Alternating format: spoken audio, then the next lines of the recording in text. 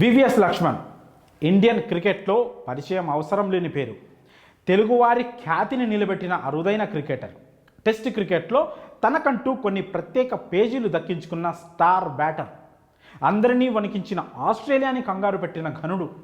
2001లో VVS Laxman ఆడిన 281 పరుగుల innings ఇప్పటికీ ప్రపంచ క్రికెట్లో ఒక సంచలనం. అసలు టెస్ట్ క్రికెట్లో ఫాలో ఆన్ ఆడి గెలిచిన జట్టు ఏదైనా ఉందంటే అది ఒక్క టీమిండియానే. అలాంటి ఒక గొప్ప చరిత్రను టీమిండియా పేరిట లిఖించింది మాత్రం మన లక్ష్మణే. కెరియర్లోనే భీకరమైన ఫామ్లో ఉన్న టైంలో లక్ష్మణ్ను అప్పటికే టీమిండియా కెప్టెన్ సౌరవ్ గంగూలీ దారుణంగా దెబ్బేశాడు. ఇండియన్ క్రికెట్కు ఎంతో చేసిన గంగూలీ లక్ష్మణ్ చిరకాల కోరికను మాత్రం కలగానే మిగిల్చాడు. ఇంతకీ గంగూలీ లక్ష్మణ్కు చేసిన అన్యాయం ఏంటో ఇప్పుడు తెలుసుకుందాం. 1996 నవంబర్ 20న సౌత్ ఆఫ్రికాతో జరిగిన టెస్ట్ మ్యాచ్తో వంగిపురపు వెంకటసాయి లక్ష్మణ్, షార్ట్గా వివిఎస్ లక్ష్మణ్ అంతర్జాతీయ క్రికెట్లోకి అరంగేట్రం చేశాడు.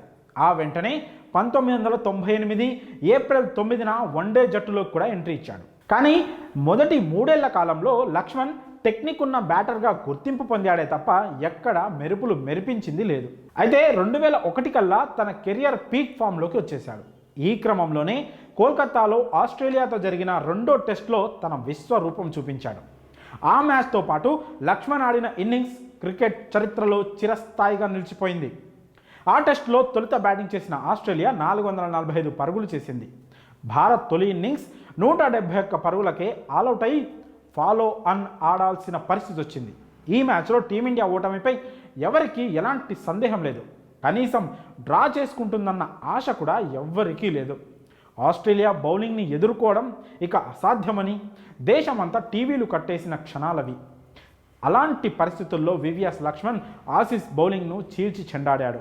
రాహుల్ ద్రావిడ్తో కలిసి 376 పరుగుల భారీ భాగస్వామ్యం నెలకొల్పి టీమిండియాను గెలిపించాడు. ఒక్క జట్టు ఫాలో ఆన్ ఆడి గెలిచిన చరిత్ర అంతకు ముందు లేదు.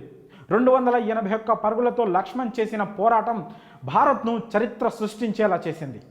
ఈ విజయంతో ప్రపంచ క్రికెట్లో లక్ష్మణ్ పేరు మారు మోగిపోయింది. ఎప్పుడో 1983లో టీమిండియాను ఓ రేంజ్లో చూసిన క్రికెట్ అభిమానులు మళ్ళీ 2001లో టీమిండియా అంటే ఇదా అనేలా చేసింది ఆ గెలుపు.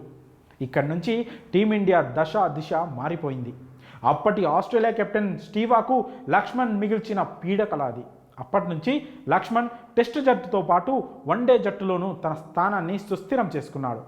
1998 నుంచి వన్డే జట్టులో ఉన్న లక్ష్మణ్కు తీరని కోరిక ఒకటి ఉండిపోయింది. అదే వన్డే వరల్డ్ కప్ ఆడడం. 2002లో సూపర్ ఫామ్లో ఉండడం, ప్రపంచంలోనే బెస్ట్ బౌలింగ్ అటాక్ ఉన్న ఆస్ట్రేలియా, పాకిస్తాన్ జట్లపై పరుగుల వరద పారిస్తూ సెంచరీలు చేయడంతో 2003 వన్డే వరల్డ్ కప్లో తన చోటు ఖాయమనుకున్నాడు. కానీ అప్పటి టీమిండియా కెప్టెన్ సౌరవ్ గంగూలీ మాత్రం వేరేలా ఆలోచించాడు. కెరియర్ బెస్ట్ ఫామ్లో ఉన్న లక్ష్మణ్ను కాదని దినేష్ మోంగియాను వన్డే వరల్డ్ కప్ టీంలోకి తీసుకున్నాడు.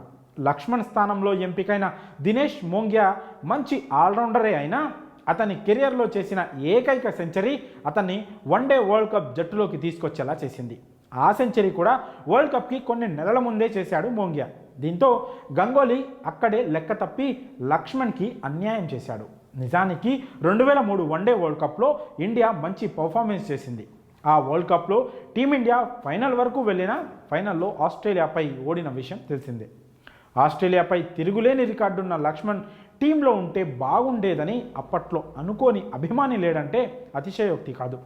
ఇక వరల్డ్ కప్ తర్వాత కూడా లక్ష్మణ్ టీంలో చోటు సాధించాడు. మళ్ళీ అదే ఫామ్ను కొనసాగించి పాకిస్తాన్, ఆస్ట్రేలియాపై సెంచరీలు సాధించాడు. ఇలా వరల్డ్ కప్కు ముందు, వరల్డ్ కప్ తర్వాత భీకర ఫామ్లో ఉన్న లక్ష్మణ్ వరల్డ్ కప్లో మాత్రం లేడు. అందుకు ప్రధాన కారణం అప్పటి కెప్టెన్ గంగూలీనే అని క్రికెట్ పండితులు సైతం చెప్తుంటారు. లక్ష్మణ్ స్థానంలో మోంగియాను తీసుకోవాలనే దాదా నిర్ణయం వరల్డ్ కప్ ఆడాలనే వివిఎస్ లక్ష్మణ్ కలను కలలానే మిగిల్చడంతో పాటు 2003 వన్డే వరల్డ్ కప్లో టీమిండియాకు ఒక అద్భుతమైన ఆటగాడిని దూరం చేసింది. మరి ఈ విషయంపై మీ అభిప్రాయాలను కామెంట్స్ రూపంలో తెలియజేయండి.